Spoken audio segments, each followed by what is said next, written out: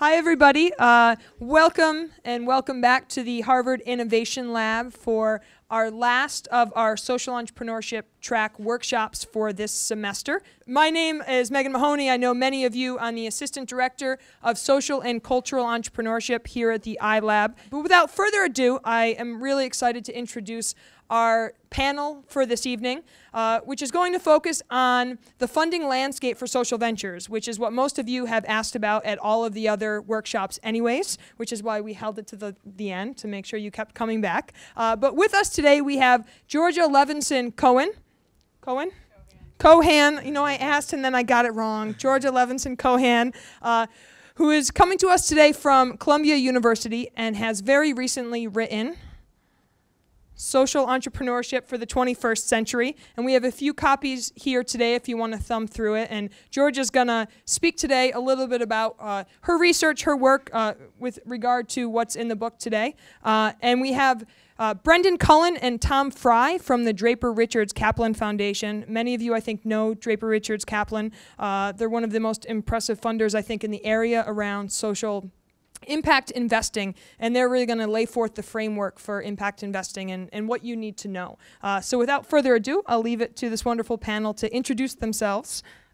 Thanks very much to Megan in particular, but everyone at the iLab, and also to Tom and Brendan for this opportunity today, and to all of you students here. It's really a treat and a privilege, and I would just say, coming up from New York, I was delighted to see that in a very challenging week in Boston and a very sad week that as much as could be, things were,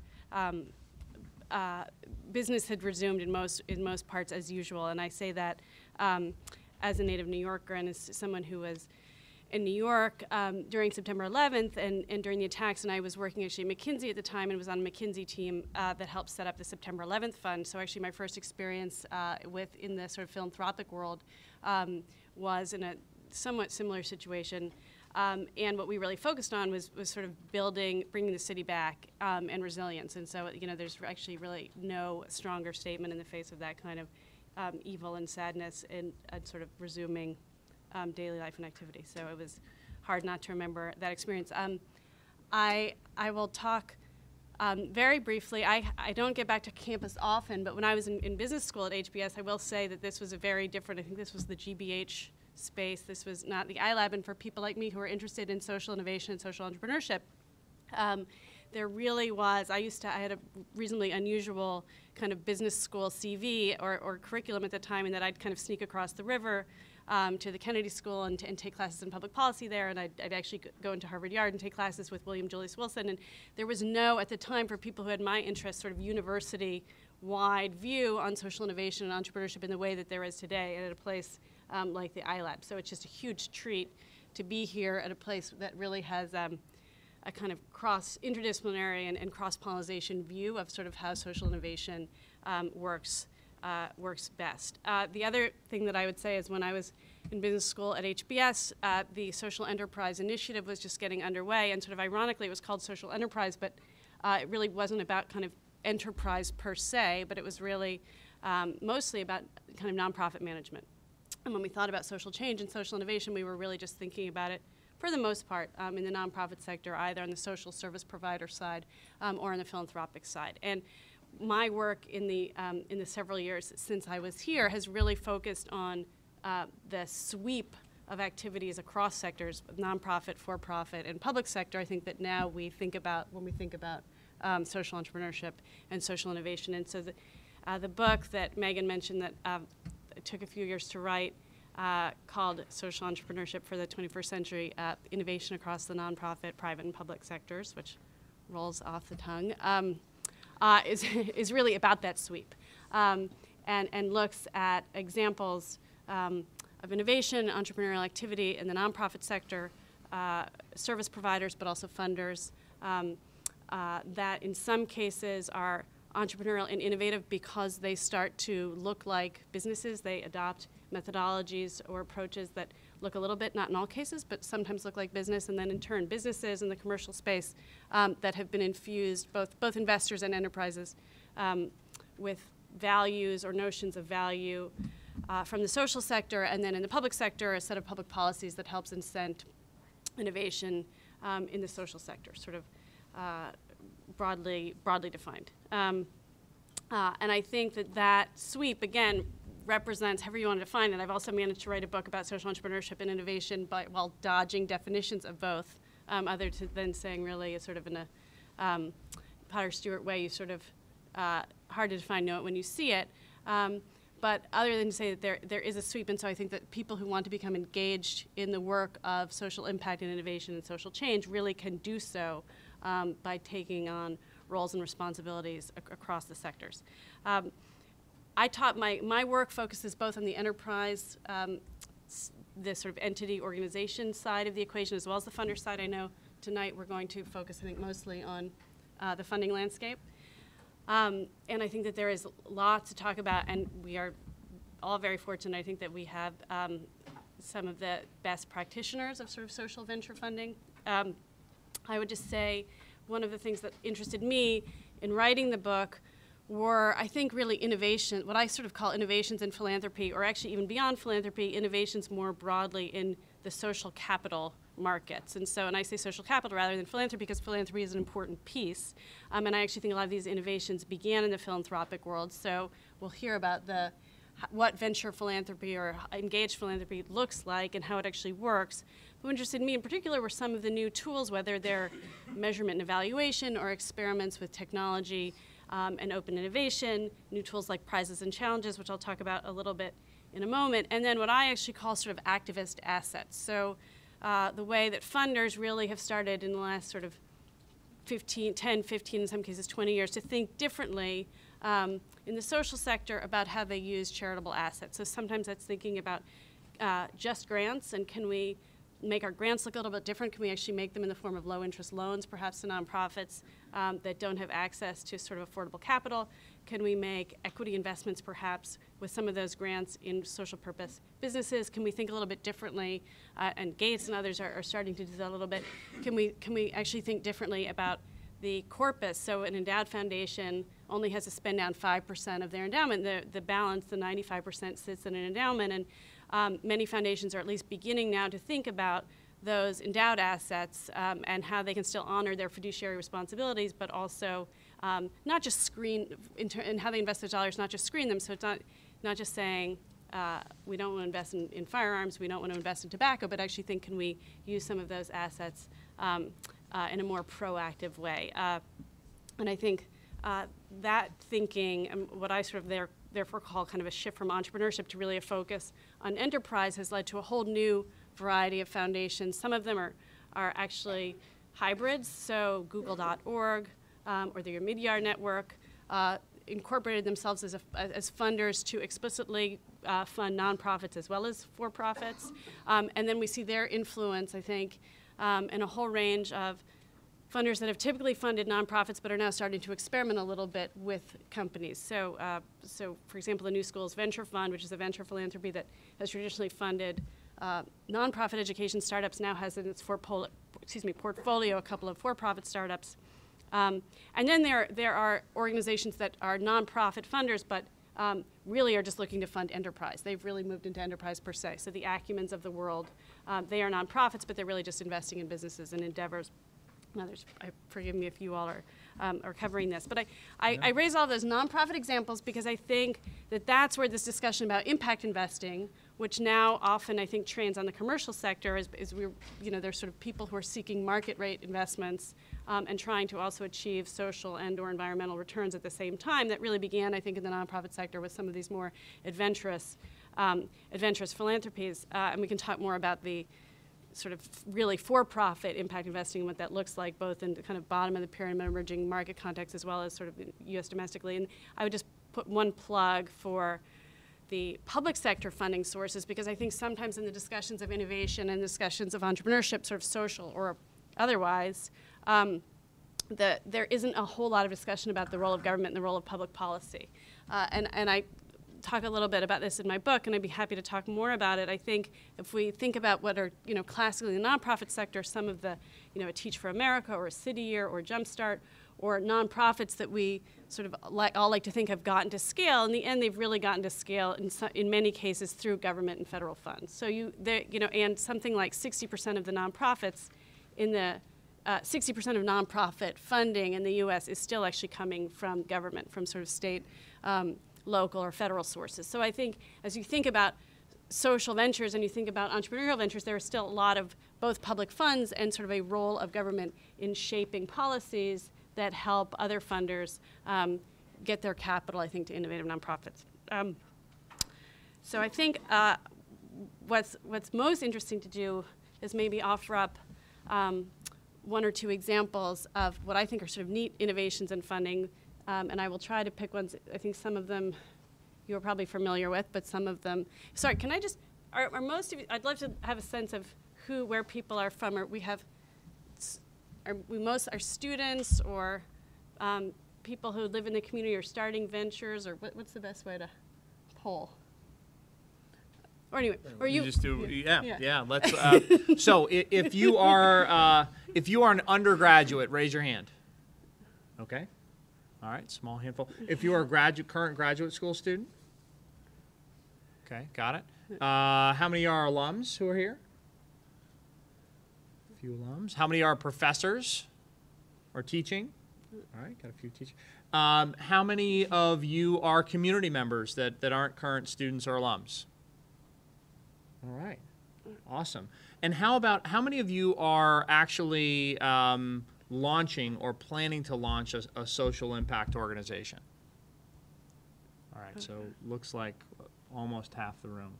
And how many of you have already launched or currently operating a nonprofit or a social impact organization of some type, for-profit, nonprofit, or otherwise?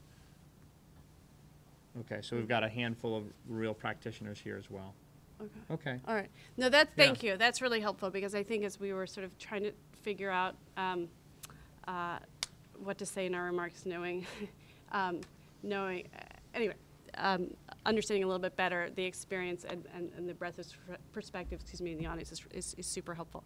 What I'd like to do is very briefly, I'll start with one and then we'll see how we're doing on time, perhaps a second example.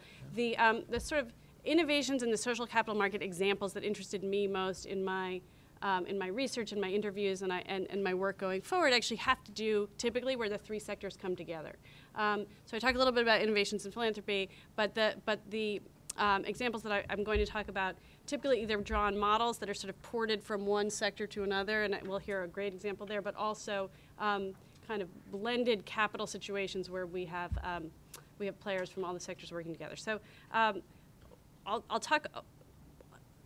I want to talk about prizes, and the way I'm going to do that is talk about a particular problem, and an interesting way I thought that problem was at least partially solved. So in my research, I came across the problem of light at night, and this is not news to most of you, but as you know, sort of 2 billion people globally, all in developing countries for the most part, live without adequate sources of light at night. So this means they don't have light to cook by, or to read by, or to do homework by, or to care for children by, and this is remains a huge market failure and a huge government failure. And lots of people have worked on this in various ways, and there's still large numbers of people who are either cooking, reading, caring for children using kerosene or candles or single-use batteries or sources of light that are expensive, potentially environmentally noxious, in some cases dangerous. So lots of people have sort of worked on this, and in 2006, the Rockefeller Foundation, which is hardly a new foundation, it was 100 years old at the time, but headed by Judith Rodin, who had come from the University of Pennsylvania, who started really rethinking kind of what the philanthropy at that organization should look like, found a company called Innocentive, and probably a lot of you are familiar with Innocentive, but Innocentive's clients at the time were not Rockefeller Foundation types. They were large companies like Dow or Boeing or Eli Lilly, pharmaceutical companies or chemical companies that weren't able to solve their traditional R&D problems in-house. And so what they would do with some of these problems is they bring them to Innocentive. And Innocentive, again, we didn't use the sort of terms crowdsourcing at the time, but Innocentive essentially had a community of about 100,000 scientists that they would then source these problems to. And then their for-profit clients would pay them a fee, and they had something like an 80% success rate in solving these problems that sort of had defied the traditional R&D structures in these companies. And so Rockefeller said to Innocentive, that's interesting. Can you perhaps help us come up with a structure? Maybe we'll call it crowdsource. They didn't quite use that name. We'll pose it as a challenge. And we'll use a prize. We'll use a financial prize, and we'll try to see if we can source some problems. And they batted around about 10 ideas. And one of the problems that they said we want to try to solve this way is this problem of light at night. So they posted. There's a $40,000 prize. And an engineer in New Zealand starts working on the problem. He says, that's interesting. I really thought that there were existing solar flashlights that people were using. They got in touch with a team of World Bank researchers who are on the ground in Africa, and they said, yeah, you know, there is a solar flashlight, but it's not really illuminating a whole room, so people aren't really using it. So the engineer in New Zealand sort of plays around with the prototype. He gets in touch with a team of engineers in China who supply the parts. Ultimately, they come up with something called the Boga light, which is a low-cost solar flashlight that successfully illuminates a room, a hut. And now it's used very widely in Haiti, Gaza, Africa, Latin America. So the Boga light sort of Rockefeller story is an interesting example of a prize and a challenge. And now, you know, especially in an iLab, right, where we have lots of challenges, I mean, that is not an uncommon model, but in 2006, it was relatively new. And I like the Boga light Rockefeller example because, well, for a number of reasons. But one is it's this sort of prize challenge example that was pioneered by a kind of new-looking philanthropy. Now, prizes are not new, and some of the most famous prizes in the world are sort of 18th century prizes or 19th century prizes that were administered by governments and universities and monarchies and the private sector as well, but they'd sort of fallen out of use from the public sector kind of in the late 20th century as grants and other incentives started to replace them. But in the last 20 years or so, there's been an explosion of philanthropic prizes. And particularly in the last 10 years, there's something like $60 million of new prize money. And the question is sort of why? Why do these, and most, parenthetically, like most of the new prizes are these sort of Boga light Rockefeller inducement-like prizes, so prizes that are meant to incent technological breakthrough or discovery rather than like a Nobel or a Pulitzer or something that kind of rewards past achievement. So the question is, why do these sort of new philanthropists and the new philanthropy like prizes? And the answer is, for the most part, that they kind of tend to simulate, or in some cases stimulate markets when there have been market failure. So that means that, one, they are pay for success. So what that means is they've shifted the risk onto the innovator or onto the researcher. So unlike a grant where you say, you know, here's a grant for $100,000, sort of good luck, we'll monitor a little bit, but basically you do what you can with it. What they're saying is, well, you only get the prize if you've successfully developed whatever it is, in this case, the Boga light. So that also means, too, that it's pay for success. That the pay for success comes because it's evidence-based.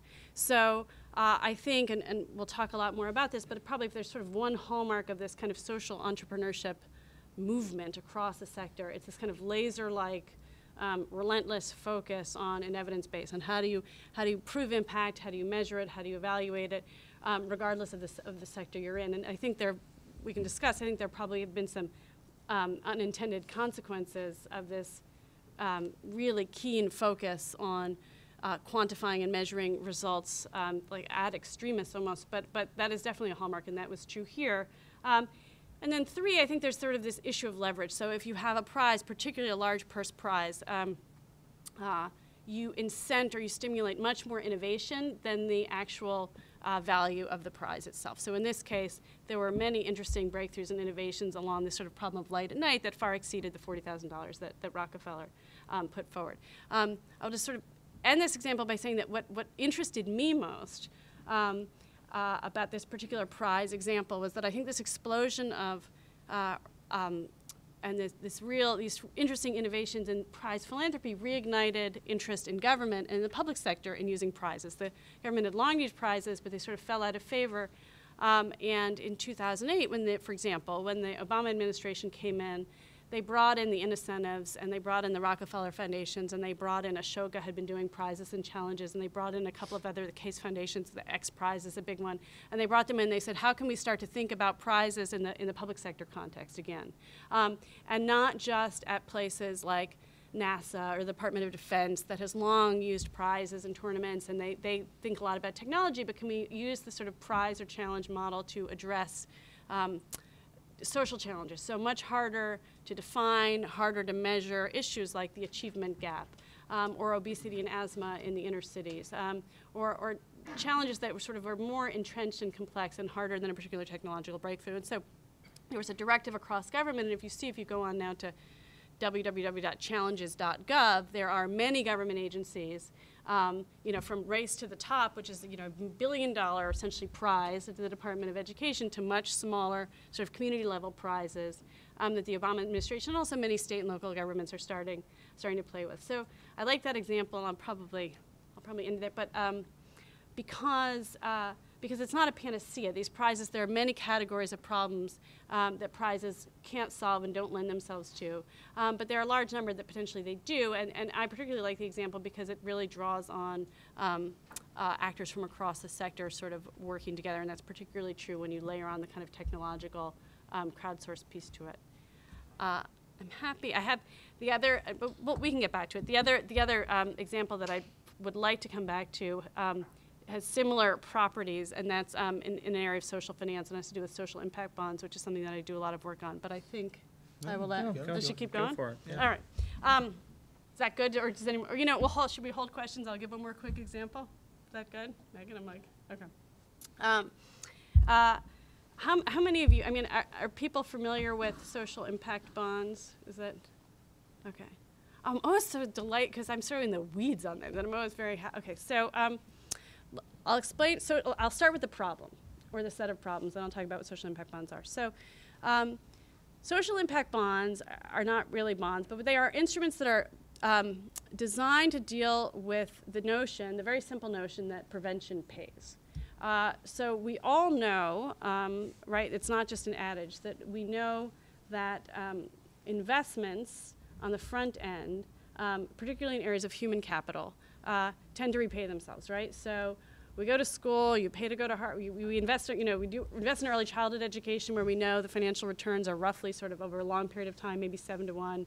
We come to places like Harvard, or we go to school anywhere really because we think that those investments will in a number of ways pay off over time. And the same is true for social ills. So for example, we vaccinate ourselves, right, because we know that it's going to be a lot cheaper over the long term to deal with disease that way than when it's sort of full-blown and catastrophic and very expensive. And the same is true for a large category of other social problems, right? So we know it's cheaper to house homeless people rather than build shelters, have them on the streets, and treat them in the emergency rooms.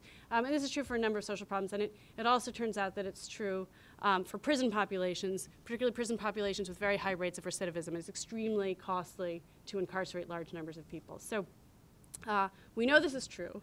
But governments often do not have adequate capital to make these upfront investments. And politicians and sort of governments, for a number of reasons, often lack the political will. So either because the payoff's going to come far beyond your election cycle, and or people may just not be interested in spending taxpayer money up front, for example, for a prison population. So people have been talking about how you kind of monetize and how you think about some of these problems of prevention for a long time. And then in 2007, in Peterborough, UK. Peterborough is a, sort of mid-sized city in the eastern part of the UK. Crime, unemployment, it's a typical deindustrialized sort of UK city, and they also have a large prison. And they release about 2,000 prisoners per year back into the population. And it turns out that 60% of those prisoners reoffend and recommit, and are recommitted or reincarcerated within a year. So it's extremely expensive, and it costs something like 40,000 to 50,000 pounds sterling per year when these guys reoffend and to reincarcerate them. So clearly it would be a lot cheaper to keep them out of prison in the first place. But they decided to do a pilot there because the government doesn't have money to make the investments. And the investments would largely be sort of social services to make sure that these guys have jobs, housing, substance abuse treatment, whatever it is that's going to keep them from reoffending. So the idea was, could you bring in a third-party investor? Could you bring in some kind of private sector investor to make the upfront investment? And then if, in this case, if you can reduce recidivism by a certain amount, not 100%, but call it 10%, call it 7.5%, if you can reduce recidivism, can you somehow repay the private investor out of those social savings? And that's what the Peterborough pilot, it's a 5-year pilot, in the UK looked to do. And the investor that they got was a philanthropic investor because it was very high risk. We know that the savings are there, but it was really untested. The idea was very appealing. It's a sort of complicated contract because it's a contract between the government, social service providers, and the philanthropy. But But needless to say, governments from across the world sort of flocked to Peterborough to say, this is very interesting. Our budgets are all busted. Is this perhaps a way that we can start to pay for prevention? And all over Europe, all over the Middle East, a lot of American cities. The Obama administration in 2012 rolls out $100 million to pilot SIBs, these social impact bonds, in a number of cities and states. Deval Patrick, I think it was in 2012, says I'm going to have $50 million for SIB pilots in Massachusetts having to do with homelessness and criminal justice, a number of other states as well. And sort of not to be beaten by any of these folks, in August, Michael Bloomberg in New York City announces he's going to do the first American SIB. And he's doing it at Rikers Island. They've just rolled it out in January. The problem is very similar to the one at Peterborough. So it's a similar prison population. It's young men coming out. The recidivism rate is about the same, 50%. The cost to the city, the social costs are all very high. And the hope for, at some point, when you had a long track record of SIBs, was that maybe you could even move beyond philanthropic investors, and maybe you could get maybe a commercial or private sector investor to underwrite this, but it was too risky. Well, Bloomberg announced, guess what? It's going to look exactly like Peterborough, except that our investor is Goldman Sachs. So this, for a number of reasons, also brings a lot of attention. 3 quick points on SIBs. Like prizes, also pay for success. So the investor does not get repaid unless they absorb the risk, unless, in this case, recidivism comes down, or the other social is, there are a number of other ways, problems that could be applied to. But it's the same thing, sort of pay for success, shift the risk onto the private investor. 2, obviously, also evidence-based. So this is only going to work, and the only places that they're rolling out pilots are where you can have a control, where you know what the costs are, you have a control population, you almost run it like a randomized control trial, and that's what they're doing in Peterborough, that's what they're doing in New York, that's what they're going to do in every place that they pilot a SIB. And third, again, this issue of leverage. So in this case, they got not just philanthropy, but they got Goldman Sachs. I just wanted to, I'll end with one quick point about the Goldman deal and why I think it's particularly interesting, and why Jeffrey Liebman at the Kennedy School, who's actually set up a SIB lab at the Kennedy School, calls the New York City deal probably the most watched contract of that year, is because Goldman was going to put in $10 million. People sort of said, this is pretty high risk. There's one SIB pilot, so there's no track record for investors. How is it possible? Well, it turns out Goldman actually can get the 10 back plus an additional $2 million if they reduce recidivism by 10% in this case. But Goldman only stands to lose $2 million. It's sort of a, well, I won't editorialize on whether that's a classic Goldman sort of structure, return structure, but the reason being, because Michael Bloomberg's own philanthropy, Bloomberg Philanthropies, his own family foundation, wrote a loan guarantee against the deal, so that Goldman can only lose $2 million. And the reason I raised that, and it sounds a little bit in the weeds, is because this is a very interesting and somewhat new use of philanthropic dollars. So you can make grants with them, you can do R&D, but you can also mitigate risk for other investors. And so these are what we're starting to see, are these kind of blended capital deals where you have philanthropic investors saying, we don't really need the same kind of return, if any, that some commercial capital investors might. So people are now starting to look at this, and it's sort of opening up a whole new world of what people are calling social finance and blended capital finance, because it involves maybe, it's a classic sort of tranche investment deal where there are many different layers with people who have different return requirements. Now I will leave it there, except again, I think it's an interesting example of sort of cross-sector investments to sort of solve a social problem. Anyway, I'll hand it to you guys. Great. Okay. Good evening, everybody. My name is Brendan Cullen from the Draper Richards Kaplan Foundation. Really excited to be here. It's a real privilege to be here in front of you. So we're going to give, Tom and I are going to give about a 25-minute presentation. We're going to go from kind of the more macro trends that George has been talking about, and we're going to really drill into what our venture philanthropy model is about and what we look for. I'm going to quickly introduce myself, and then I'm going to turn it over to Tom, who is going to kick us off. So I started after undergraduate as a teacher. Anyone here been a teacher? Any Teach for America alums here? Most likely there are a few. Okay, so I did Teach for America in the early years. After that, came back to Boston and went to the school that I hope is represented here, the Divinity School. Any HDS folks? Oh, yes. Okay. I was hoping that there, oh, two? Nice. So I knew we would be underrepresented, but small but powerful crew. After Divinity School, I went on to work at Citizen Schools, and probably some of you know Citizen Schools in Boston. From there, New York, worked for the New York City Department of Ed. After that was on the founding team of an organization called Education Pioneers. Any of you know Education Pioneers? Any of you applied to Education Pioneers? Okay, good. Don't want to have a conflict of interest here. And that's where I met the Draper Richards folks, because they were our first funder. And so now I have the privilege, 8 months later, having transitioned from Education Pioneers to being on the other side of the table, which has been a treat. And so I'm excited to be here. And Tom, I'll let you introduce yourself and kick us off. Great. Thanks, Brendan. Anybody here from Boston College? All right. I thought I was, at least we're on the right side of the river, but not so friendly territory. Went to Boston College undergrad. I was a philosophy major, which qualified me to work in corporate finance for a couple of years. Went back to business school, then kind of a traditional path. I was management consulting for a couple of years, and then 8 years in private equity.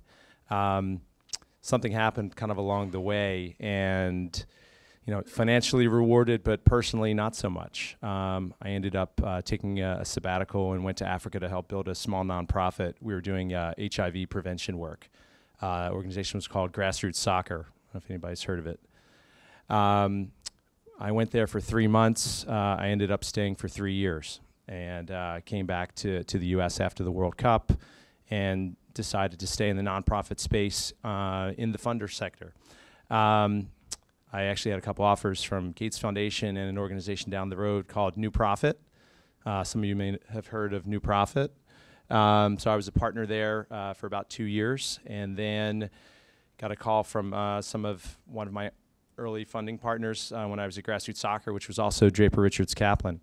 So they asked me to kind of help them. They wanted to open an office on the East Coast in Boston here. So that's my quick journey to Draper Richards Kaplan. As Brendan mentioned, what we wanted to do was kind of give the Draper Richards Kaplan perspective, and then kind of extrapolate that to kind of what the funding perspective is, and kind of want to make it probably less than 25 minutes. Really want to cut it down, because I think you guys probably have a lot of questions for us.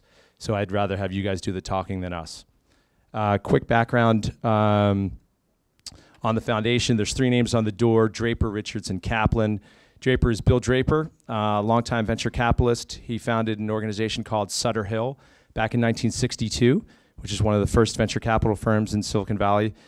Second name is Robin Richards. Robin joined Bill in the early 90s. They founded the first venture firm in India.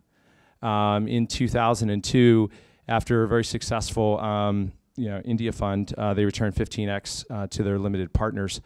They decided to start to give some of their money away. So it was originally just Bill and Robin's money, and they made money betting on entrepreneurs, and they wanted to give money to social entrepreneurs. In 2009, Rob Kaplan joined up with Bill and Robin. Rob was a longtime Goldman Sachs, actually. He headed up investment banking at Goldman, left, I think, in 2005, 2006, joined the faculty here at HBS. He wanted to do a similar thing to what Robin and Bill were, but he didn't want to create additional overhead. So the 3 of them kind of joined up, and at that point, we also opened up to additional limited partners. So our name is Draper Richards Kaplan Foundation, but we consider ourselves a venture philanthropy fund. And what we mean by that is we raise money and then spend it down over a period of 5 to 7 years, very much like a venture capital firm. We have 22 limited partners. We are not an evergreen fund. We are not an endowed foundation.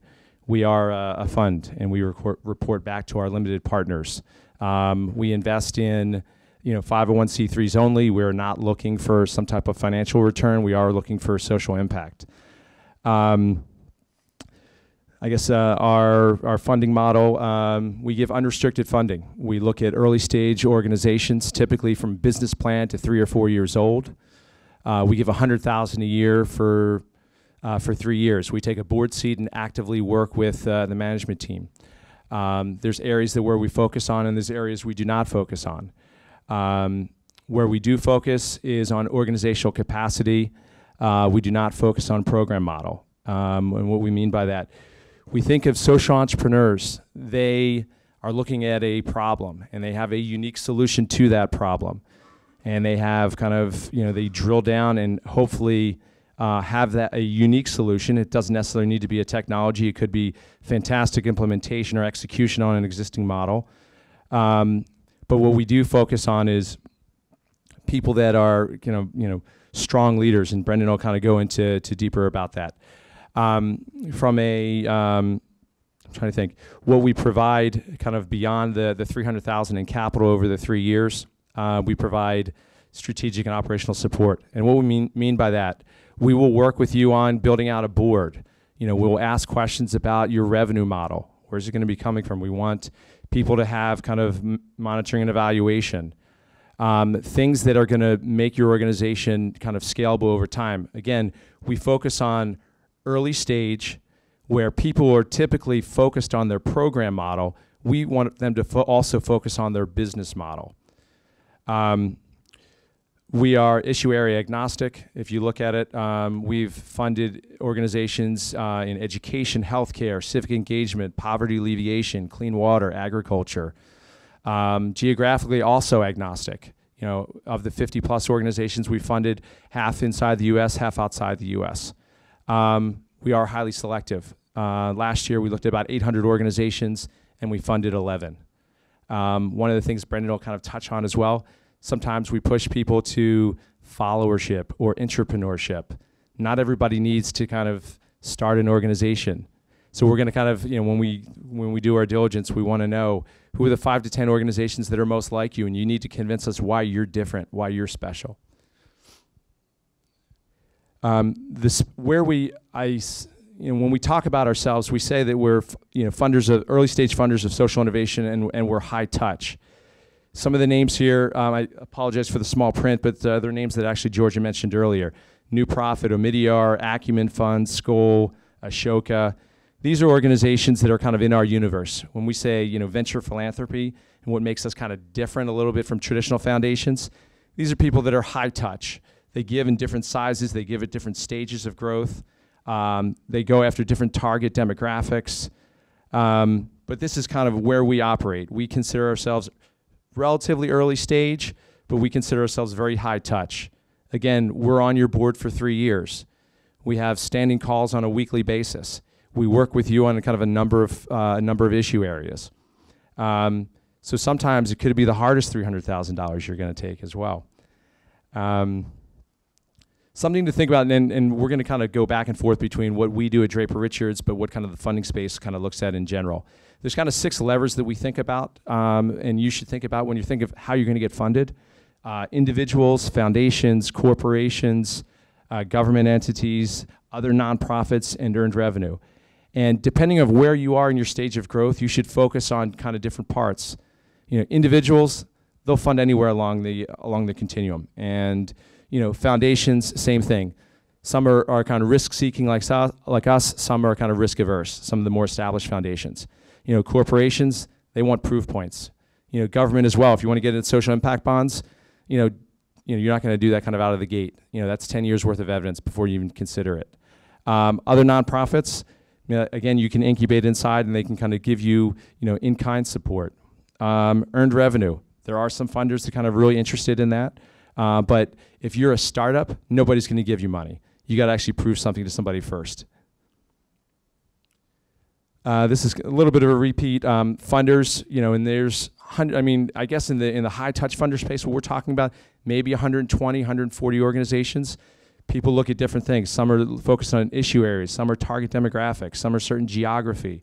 When you're going to go and approach these people, kind of know who the funder is and know what's important to them. And you actually have to make it easy for them to fund you. Things to consider as well. where you think you're going to get your money from, that'll influence whether you're a 501c3, a B Corp, or a for-profit organization. You know, there's an organization, I'm not sure anybody familiar with FSG, Foundation Strategy Group. They're a nonprofit consulting firm. They started out as for-profit. And to kind of gain market share and to gain additional funding from foundations, they turned themselves into a 501c3. Other organizations, depending on how you think you're going to attract your capital, that'll really kind of dictate, you know, what is the potential route that you go from a governance perspective. Restricted versus unrestricted funding. There's a couple people that run nonprofit organizations in the room, and they'll tell you, I think if you actually ask them, which they prefer. Unrestricted, Raj, what do you think, Raj? Prefer unrestricted means the funder doesn't tell you what you need to do with it, and they usually are pretty good about reporting requirements. Other things to think about, multi-year funding versus single-year funding. Again, multi-year preferable. You want to not worry about always kind of being out there fundraising if you're leading an organization. You want to, there's other things that you need to be doing. Also, high touch, low touch, no touch funders as well. Do you want us on your board? Do you want us working with you or not? Something else to consider when you're kind of approaching funders. I'm going to hand it over to Brendan now, and he's going to tell you a little bit kind of about our process, but then I think also kind of, you know, what the process is for other funders like us. Okay. All right. Thanks, Tom. All right. So drilling down into DRK and how we work. It's going to take us anywhere from 4 months to 6 months, though we have an open application. So that means in some cases we'll talk to organizations and it will take a lot longer than that because they're just not ready to be taken seriously. But when they're ready to be taken seriously and for us to go into deep diligence, generally that's a 4 to 6 month process. So it is a detailed process. You can see the requirements up there. There's applications, resumes, business plans, those sorts of things. Some of the steps in our process, this isn't it. I mean, if you go onto our website, it's really detailed in a higher, much higher level. We're going to be reviewing your application. You know, we start with roughly 800. All those applications are read. Generally, if you are referred by someone that we know, you stand a much higher chance of having a conversation. From there, we do an interview. We're talking with several hundred people a year at the first round. And from there, if that goes well, we're then moving into a lot of diligence. And that both means calls both inside and outside of the tent.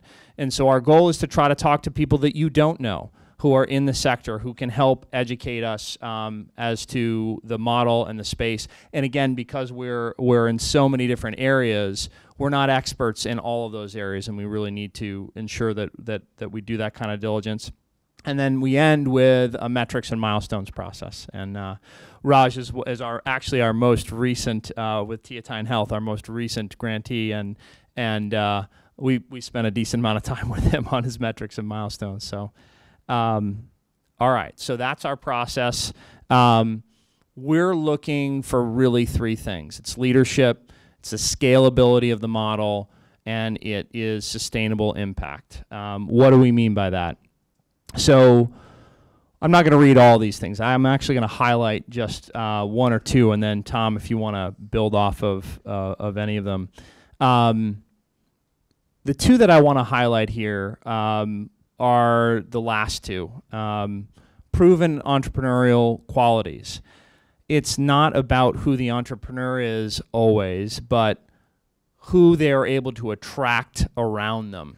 You know, what does your team look like? Are you a solo operator, or are you clearly proving that you're a magnet for resources?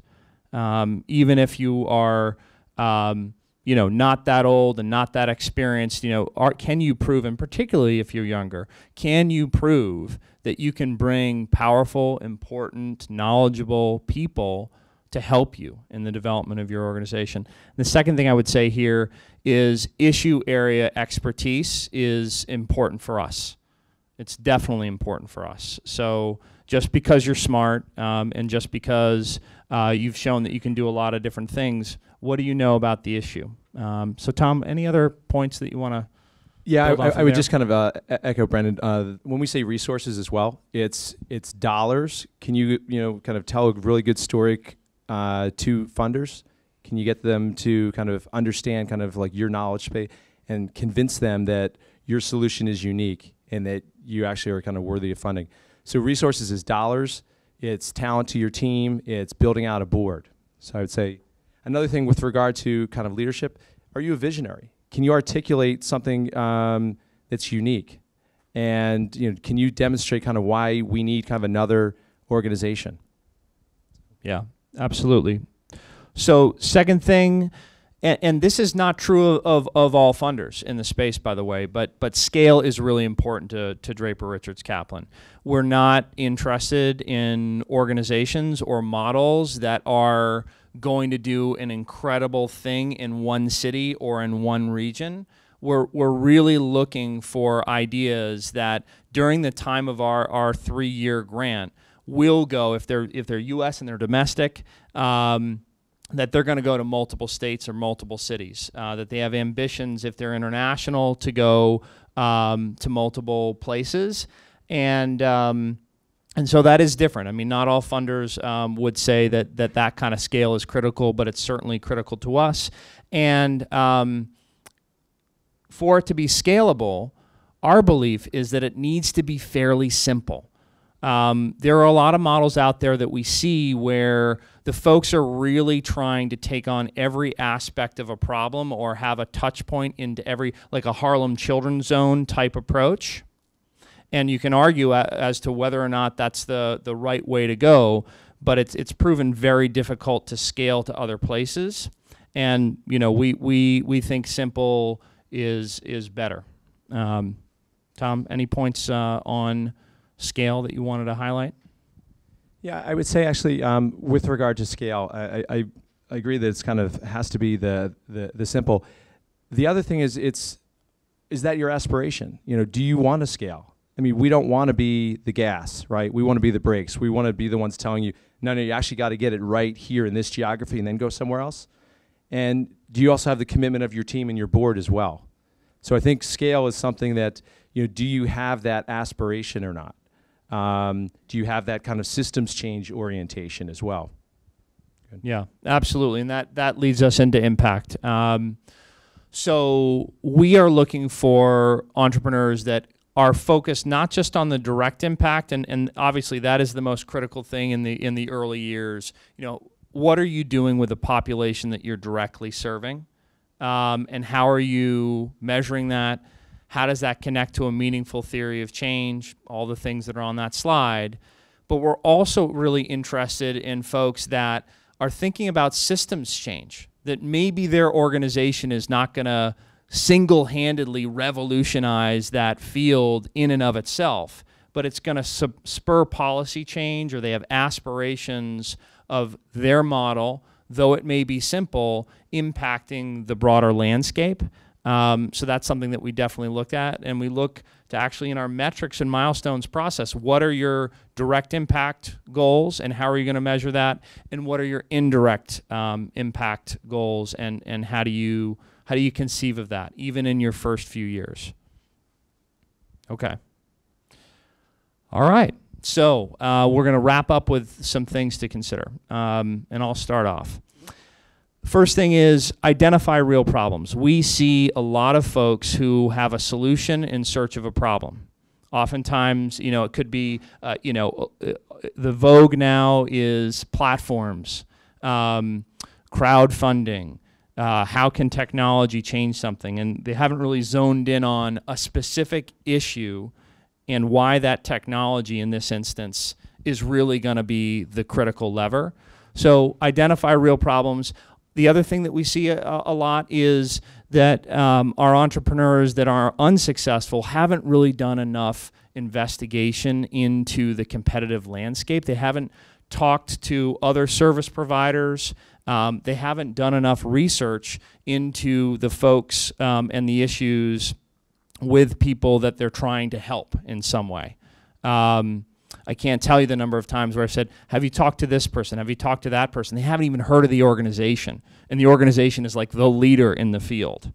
And they've spent 8 months creating a business plan, but they haven't talked to KIP, and they're thinking about charter schools, for instance.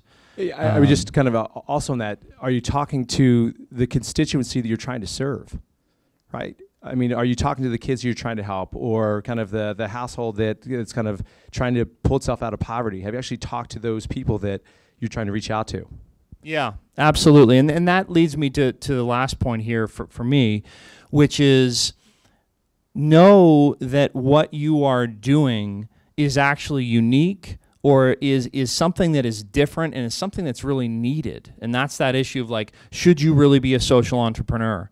If your idea and your organization is not something that you know you can do better or differently or in a way that's really going to innovate in the field, think about being a joiner. Think about being a follower. A lot of organizations just are starved for talent, and I know it's the new sexy to be a social entrepreneur.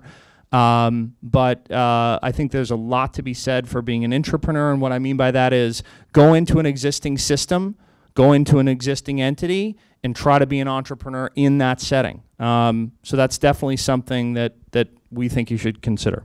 Yeah, and also kind of in that setting, you can actually kind of learn more about the problem you're trying to solve. You know, we have a number of entrepreneurs in our portfolio who actually came from other organizations that were in our portfolio. So we have kind of that second and third generation folks. So you may actually learn a lot about what you want to do long term by kind of working, you know, in an established organization. You know, kind of moving along, some of these are kind of repeat a little bit. Program model, what Brendan was talking about is kind of get to know the area that you're trying to work on and the program model, but don't forget the business model. You really got to figure out, you know, who's going to pay for it and how you're going to pay for it. So and what are the resources that you're going to need to bring to the organization to scale the opportunity. Also, kind of, you know, again, you know, we talked about there's a number of different funders in the space. Do your homework. I mean, it's, you know, kind of basic stuff. You know, balance, you know, getting the program model right with getting the business model right. At the end of the day, funders want to see both. Also, you know, one of the things you'll learn over time, you know, actually having a board is a good thing. It shouldn't be, you shouldn't feel it as perfunctory. You actually can get leverage out of it, and if you invest there, it's going to unlock a lot for you. Maintain a learning orientation. Don't always think you have all the answers. Yeah, absolutely. I think we can wrap it there. I think that's our last slide. Yeah. So I think from here our goal was to kind of open it up to Q&A for all three of us, right? Okay. So shall we? Yeah. Take a seat. Hi. You said you invest only in 501c3s? Correct. So why did you choose that? Why did you focus on 501c3s? So I think that goes back to our founders, Bill Draper, Robin Richards, made their money in the for-profit world, wanted to kind of spend their money in the not-for-profit world. That was our first fund. Our second fund, we brought in 22 limited partners, and that was their expectation. So our limited partners are folks that are from the private equity world or the venture capital or the hedge fund world, and they think of this money as different. You know, they, you know, of their entire personal wealth, you know, maybe 90 to 95% is kind of, they're going to have it professionally managed. And there's that 5 or 10% that they want to give away. They're going to give it to their alma mater, they're going to give it to their church or synagogue, they're going to give it to their local community. They think of us as that other slice of what we call social innovation. It's maybe an issue area that's interesting to them, it's a geography, it's a demographic that's interesting to them, but it's kind of more related back to who our funders are. Our next fundraise, which will be happening in the next 12 to 18 months, we actually may go out and kind of allow ourselves to kind of invest in 501c3s, B Corps, and for-profits. But kind of our current fund is based on our donors. Do you look at those organizations which have a business model that is like 20% for-profit, 80% non-profit? I mean, we're looking at U.S.-based 501c3s, so that's the critical piece of it. And so when you said 20% for-profit, 80% nonprofit. I mean, I'm not quite sure, you know, what your structure is. It's about letting the people take care of themselves while they grow. Our job is only to provide the IP and training resources and building the best practices. So I mean, we do actually have an example in our portfolio. It's an organization called Sanergy, which they have 2 legal structures. They have a for-profit and a not-for-profit. The for-profit just actually raised, I think it was like 2 or 3 million of actual venture funding. So we actually have done that in the past. But you have to really clearly define, what, when we're giving to the nonprofit, what it's going for.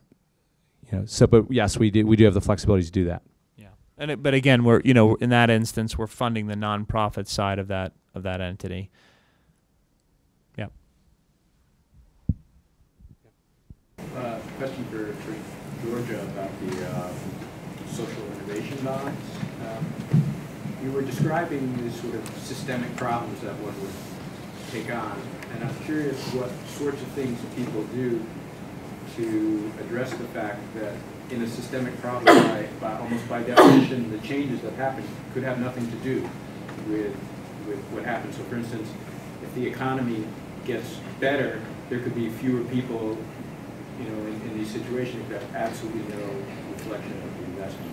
No, that's exactly right. And I mean, I use these as an interesting example. I think I should caution, I'm not a proselyte. I think these are very interesting experiments. I think we have to wait and really see. I mean, we're in early stages of pilots. I think that even if these particular pilots are successful, I think you're exactly right that they apply to a very small class of problems. And the reason I say that is because you really need to to the extent that you can design a randomized, right, they're trying to approximate the degree of measurement and evaluation that we use in medicine and the sciences, essentially by using a randomized controlled trial. So what that means is it has to be a problem where, first of all, the costs are very high. So we know it's a very expensive problem. The recidivism problem is a very expensive problem. People are looking at them now in homelessness, and actually Sacramento is now doing a pilot to see if they can fund a pilot for asthma management. So it turns out in Sacramento something like 20% of the kids have asthma, and 20 kids a day are ending up in the emergency rooms when this asthma actually could be managed at home, and it costs that city $35 million a year. So they know it's really expensive. But that also you can measure the intervention in a relatively short time frame. So the reason that people say, could we do a SIB for early childhood education? Because we have pretty good data that suggests over a 20 or 25 year period, it's probably, choose your program, but a $7 to $1 return. But it's going to take 20 years to measure that, and there's going to be precisely what you said, a lot of noise in that time period. So I think that they're choosing, or they're trying to design these contracts, a very small handful of problems where, to the extent that you can control for some of that noise. But you're absolutely right. I mean, right, I live in New York City, and people want to attribute this sort of reduction in crime to a whole bunch of things, right? But it mostly tracks sort of the economy. And so I think that to the extent that they can really try to isolate, I mean, even in even in the New York City SIB example, where they're trying to reduce recidivism, and what they're doing is they're investing money in all kinds of education and behavior management programs for these guys, these essentially teens who are leaving jail. And they're saying, okay, but if we can help find them a job, if we can help treat substance abuse, if we can really educate them about a whole number of behaviors that are sending them back to prison, maybe we can get it right. And the city and Goldman are going to be very happy if that all works and recidivism falls. The evaluators, who are actually pure social scientists, are saying, well, but which one was it? Was it the classroom? Was it the fact that you found them a job? Was it the fact that you actually got them to stop taking drugs, right? Like, so no one really is going to know, even in that situation, which particular intervention it was. So whether these work or not, right, you can understand why they're so appealing, because everyone likes to think there's free money in a government budget. But you're exactly right. I think that they're trying to make it as rigorous as they can, but in the end, it might just be that you happen to get a group of kids who didn't end up going back to jail. But it's a great question.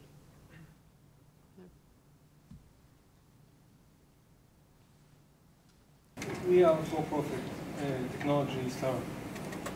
We are social entrepreneurs and so on. And I was curious. I know that you guys are not investing in profiles like ours, but I was curious to know what do you guys recommend as funding tools for social entrepreneurs which are for-profit and are different than the usual technology startup company. Are there any tools that you guys think are worth pursuing?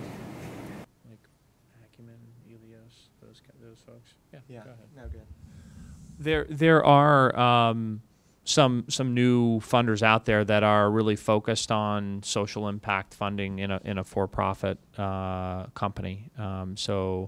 Acumen Fund, have you heard of Acumen or Elios or those folks? So there's a small but growing number. The Case Foundation folks, I think next year are really going to start getting into this space in a major way. Recently heard Steve Case's wife speaking about that. So those would be some starting points. So you're already familiar with those funders? Yeah, we haven't okay. talked about that, but we're familiar with it. Yeah. I'm just curious with different tools such as, I don't know, going after angels which are known to be very active in the social impact space, or other things which are not common for usual technology startups. Because going after VCs and these guys, that's every technology startup going in the route that they're looking for funding. Are you familiar with the sort of the B Lab, the B corporations and B Corps? And the reason I raise it is because B Lab is a nonprofit that does a few things, but one of them is they have a very rigorous certification process for what they're calling B corporations or benefit corporations. And there are actually two types of benefit corporations. One of them is actually a new legal form that I think you can incorporate in 7 states or something, and I think there's sort of pending legislation, maybe 20 more, where you actually bake into your, formally and legally into your articles of incorporation, a kind of different notion of fiduciary responsibility. So you actually say, we are a kind of company that we are responsible to a bunch of stakeholders, and we're responsible to the community, we're responsible to our employees, and it's not just about financial return. And some of them are legally incorporated that way. However, what B Corp does with many, many more companies is they walk them through a self-certification process to become certified. It's sort of like a fair trade, like a fair trade label for a product, that you get a B Corporation certification for essentially to become a socially responsible company. And again, you have to hit a certain number of measures. I think the evaluation's like 200 questions, and you have to have sort of hit it on governance and hit it on environment and hit it on how you treat your employees in the community, et cetera. But the reason I flag it is once you're certified as a B Corp, you're suddenly on the radar of a whole bunch of these sort of social purpose impact investment funders, and they actually look to see who's registered, who's certified. It's this kind of good housekeeping seal of approval. So I think then at least puts you in front of whether it's sort of good capital or TB capital. I mean, in addition to the foundations, there are other funds that are actually doing for-profit investment and social purpose funding. So at least you sort of then get invited into that community of sort of enterprises and funders. Yeah, one other thing I would just say is there's an organization called SOCAP based in the Bay Area, and they are kind of the leading convener of impact investors. So they have every year an annual conference, and if you kind of go, you can get the list of all of the attendees. So if you're looking at kind of who are all of the names in impact investing, SOCAP would be kind of the first place to start. The other thing I would say is impact investors, make it easy for what it is from a social impact perspective. They can do the financial returns, but if you can actually kind of clearly articulate kind of the impact that you're having, the return plus, that's really kind of what if you can make it easy for them, that's actually probably where I would spend a lot of the time. And the gin, I would put the gin. I mean, once you go on you sort of go, but the gin, there are a number of, there's some interesting infrastructure. So sort of B Lab is one, but then there are also gin is another where you can for self-evaluation or sort of internal measurement purposes, but also to convey to funders. There are emerging some kind of standardized metrics for social purpose businesses to demonstrate to funders. The nature of the social or environmental or sort of good stuff returns. The GIN, help me with the acronym. The Global Impact Investment Network or something. Yes. That's right. And they have both. And then there's IRIS, which is the IRIS is geared, right? One of them is essentially to convey social and environmental returns to funders, and one of them is more like almost like a Morningstar rating system for social impact funds and also companies. I should be able to.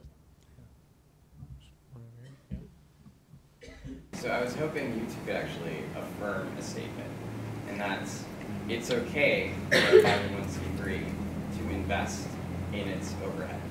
Because what was interesting is when you first brought up the differentiation between your organizational capacity and program model, I was thinking, oh no, here we go again.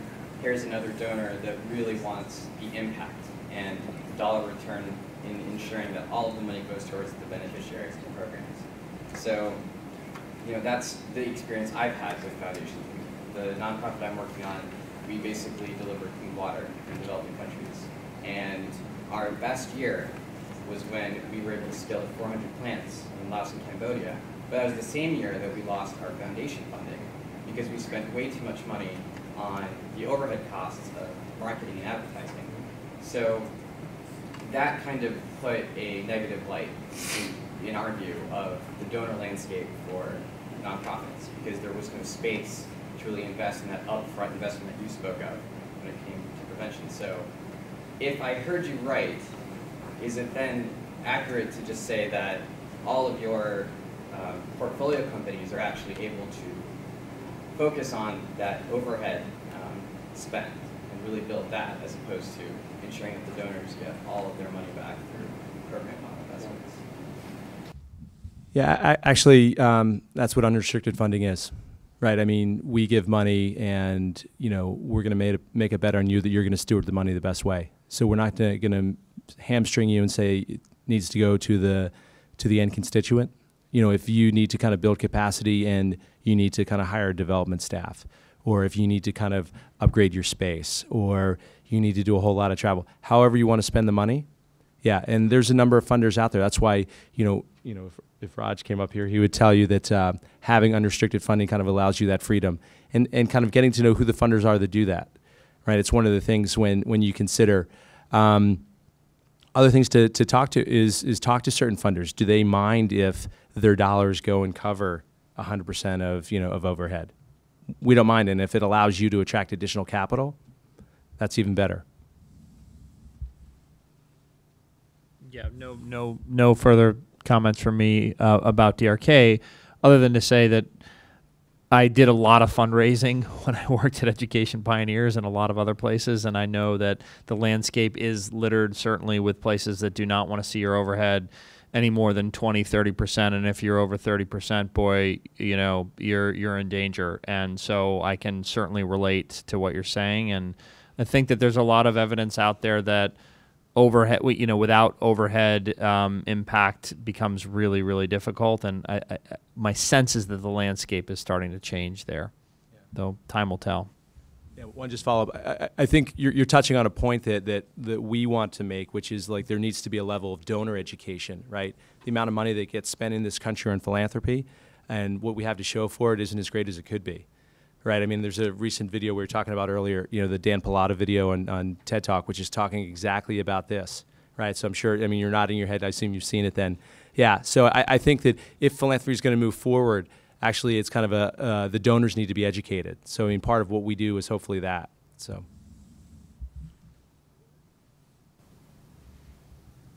And I do think that there has been a shift. I mean, I think that you're right, and I've been involved with a lot of nonprofits that have been penalized essentially for what's actually pretty modest overhead and totally insufficient overhead. But I think their example and this sort of venture philanthropy movement, for whatever you think of it, has. New Profit's also a great example, right? Where there's this part of the reason this movement came to be was this thinking that.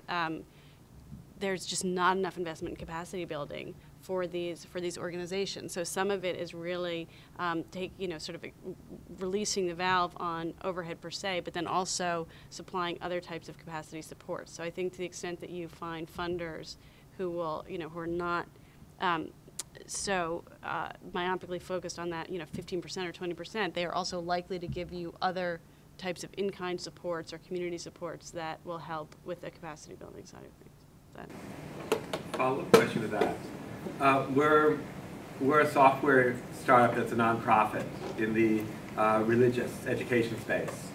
And we have a challenge that essentially until we launch, 100% of our investment is in infrastructure.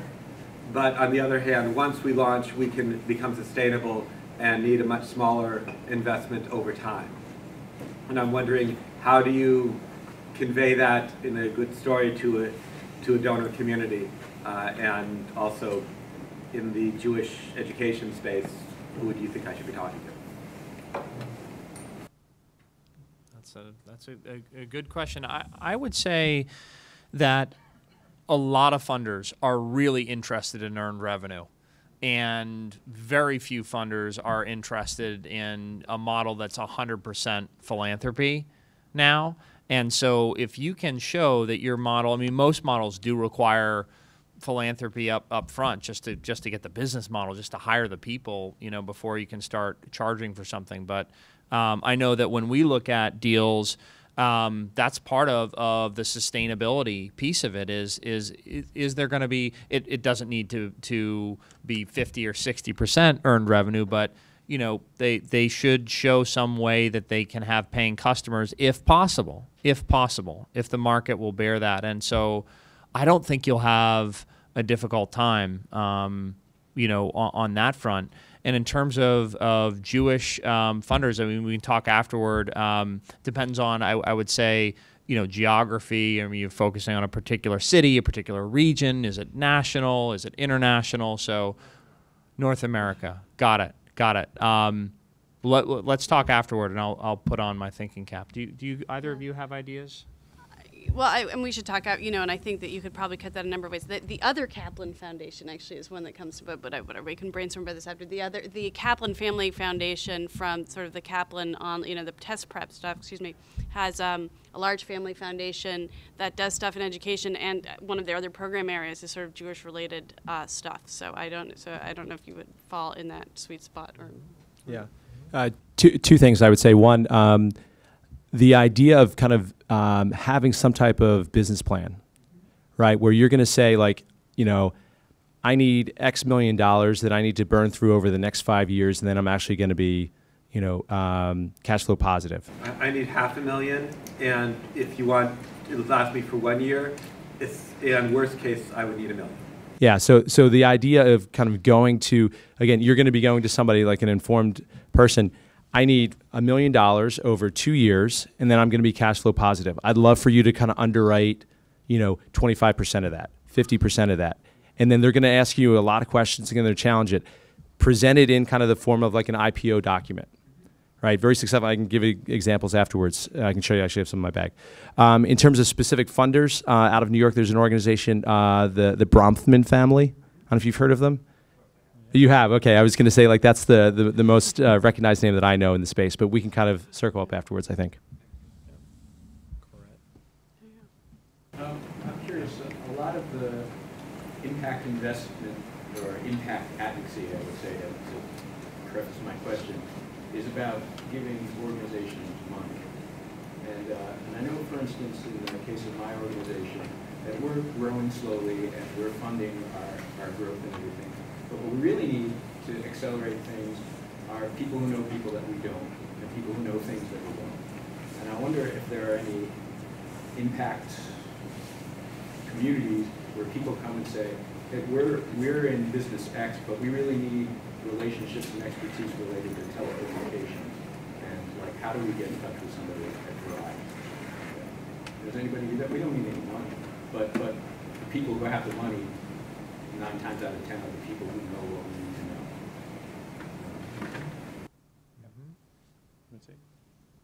know. Where are you based? Locally. Look here. Well, you guys might have a better. I mean, it's a good question. I don't know the nature of your organization. Are you a for-profit or are you a non-profit or? We're presently we're a nonprofit. So I can't answer about. I'm going to leave it to you to answer about Boston. I do know that in New York, I'm participating a little bit in helping to build out a place called the Center for Social Innovation, which is meant to be essentially, and there are a number of these on the West Coast that are sort of these hubs that are meant to be sort of exactly this. They don't provide funding. They provide some, not unlike this place, you know, some sort of physical space to incubate, but mostly what they provide is sort of an exchange, a place, a physical community for people actually to come meet who they should know and exchange their ideas. I don't know if there's a similar, I mean, outside of this place, I don't know if there's, and again, there's no, it's not a guarantee, and those places take time and some momentum to actually become recognized centers for people to then come and exchange ideas, but I don't know if there's a...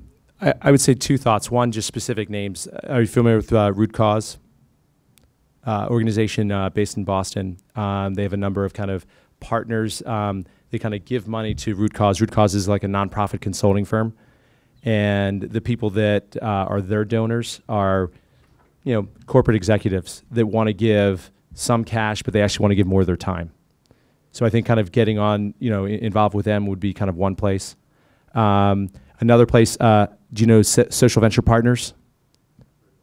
Okay, Social Venture Partners, same thing. You know, people that have, you know, $5,000 to say $25,000 a year that they want to give away on an annual recurring basis.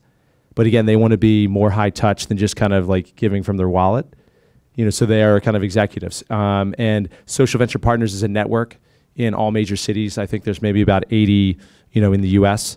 So there is kind of a Boston-based Social Venture Partners, and I think they have maybe 75, 80 kind of partners that kind of, you know, contribute that kind of capital. But then like they get paired up with people that need that issue area expertise. So I would say, like, for my senses, like that may be kind of a good place to go, and I'm happy to kind of give you a contact there. Great. Yeah.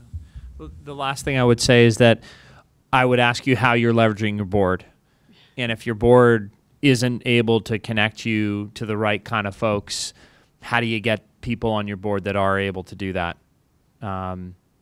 Because I feel like a really robust board should have 1 or 2 degrees of separation from just about any kind of field that you need to have impact in your organization. And if you don't, and they can't, or they're not willing to share, they're not well networked, then you don't have the right people on your board. You shouldn't have to do all that networking. Question about, I have a relative who's incarcerated, and while he was incarcerated, he put everyone through the GED program. And he also was helping people with resumes, because part of leaving, you have to get a job and have a resume. And he wants to start up a program where there's online service for people who go to the library, who might not have a computer, to get your resume going, get it started, and to receive help. I wanted to know if someone who would be kind of running this, if they're incarcerated, were incarcerated, would that look off to funders, or because of the nature of the actual, you know, nonprofit, would it be all right? I just wondered if that might be a putting off point. Even though he's not the only person, there'd be a lot of assistance to people who've done business before, but it would be kind of, it wasn't even his idea, it's just he had the facility and he makes the link for that. What's your thoughts? I would say my perspective is I'd actually be intrigued by that, just from the standpoint that, you know, the person knows the population, they were the population. So in terms of would there be, you know, would they be kind of not considered because of their background? No, we're still going to evaluate, are they a leader, right? Are they a visionary? Can they attract resources toward the organization? You know, do they have a scalable business model, all of that thing. So, I mean, to me, the fact that he was in that population and kind of knows it is actually a positive. And I would just add that we're actually in diligence with an individual, you know, and probably have been in the past, who's been incarcerated for a significant period of time. So I think it, you know, to what Tom said, is that an integral aspect of what is going to enable them to be successful? And if it's not, then quite honestly, it may be an issue. But if it's integral to what's going to enable them to be successful, then that's a net positive for sure. Yeah, I mean, I would just, you know, I don't know the particular circumstances, but it certainly sounds from what, you know, even what you briefly described. I mean, that when we talk about what entrepreneurship is, right, it's really about being extremely resourceful and adaptive both in certain circumstances. I mean, that just sounds like an extraordinary new way of thinking about a set of problems, right? I mean, and we'd have to see if that sort of really was effective. But I think that there, and again, I have been a funder. I don't wear a funder hat right now, but it seems to me that that is potentially very appealing to a set of funders, as for the experience, right, for sort of really knowing what you're talking about, and also for sort of demonstrating some pretty entrepreneurial qualities. Hi, I have a question about the issue about short-term positive result or return within 3 years, which is what you stated. So my background is drug discovery, and I've developed drugs before. And if I want to create a curriculum how to teach how drugs are made, which actually doesn't exist, but from beginning to end, and I want to impact the outcome of having more innovative drugs, drugs faster, et cetera, that is a 10 to 15 year cycle. You're really lucky if it's 6 or 7 or 8 years. So what you're trying to do is educate the people to make better decisions, more informed decisions, and be able to recognize when, well, that if you want to have an innovative drug, you've got to come up with an innovative metric. And that's, that's kind of train people to have this effect out a little bit downstream. So, how would that fit into the short term? You got to show me, if it's working kind of setting that you kind of described. We're early stage funders, right? We're realistic as well, though. I mean, we look at kind of business plan to 3 or 4 years old at the start of a grant. So like maybe you're at year 4 to 6 at the end of a grant. And absolutely, I mean, we're not expecting you to have solved the world problem kind of during our grant period, right? We're looking to see kind of, positive trajectory against a certain set of metrics and milestones, kind of indicators for longer term success.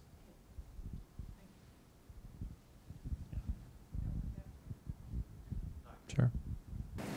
Among those organizations that are doing their homework, do you find that there are still one or a few common blind spots that, even if they're doing there is a change in the market research and the competitive landscape and the revenue model and the board building capacity?